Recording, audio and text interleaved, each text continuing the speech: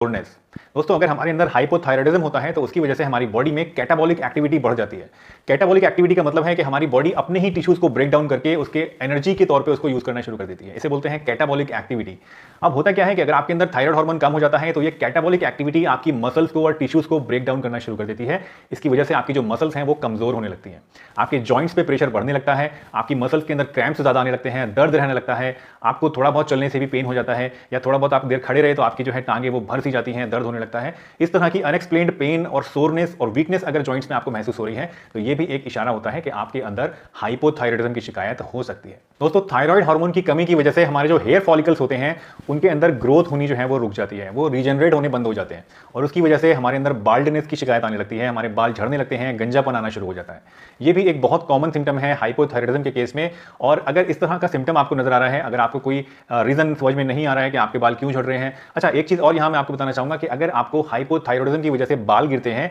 और बाल गिरने के बाद आपके जो बचे हुए बाल हैं वो काफी ब्रिटल होने लगते हैं, यानी सख्त होने लगते हैं, सूखे सूखे रूखे से होने लगते हैं, रफ होने लगते हैं और घुंघराले से होने लगते हैं। अगर इस तरह का पैटर्न आपको देखने को मिल रहा है तो ये तो क्लियर कट साइन होता है कि आपके अंदर हाइपोथायराइडिज्म है। बट इसके अलावा भी अगर इस तरह की शिकायतें आपको नहीं दिख रही हैं, सिर्फ हेयर फॉल हो रहा है या थिनिंग ऑफ हेयर आपको दिख रहा है, यानी आपके जो बाल हैं वो पतले होते जा रहे हैं, हल्के होते जा रहे हैं, तो ये एक लक्षण होता है जो इशारा करता है हाइपोथायराइडिज्म की तरफ। जिन लोगों के अंदर हाइपोथायराइडिज्म होता है उन लोगों की स्किन अक्सर जो है वो ड्राई होती है और उसमें इचिंग काफी ज्यादा होने लगती है। वैसे तो ड्राई स्किन होना एक आम बात है, सर्दी के मौसम में भी ड्राई स्किन हो जाती है, या आपकी स्किन के अंदर इचिंग होना भी एक बहुत कॉमन सिम्टम है जो कि अलग अलग तरह की दूसरी बीमारियों में भी हो सकता है। लेकिन अगर अभी तक जितने भी लक्षण मैंने आपको बताए उन लक्षणों के साथ आपको ड्राई स्किन और इची स्किन महसूस हो रही है, खुजली महसूस हो रही है, तो ये एक इशारा है जो कि आपको बताता है कि आपका थायराइड ग्लैंड कम हो रहा है और आपको हाइपोथायराइडिज्म हो सकता है।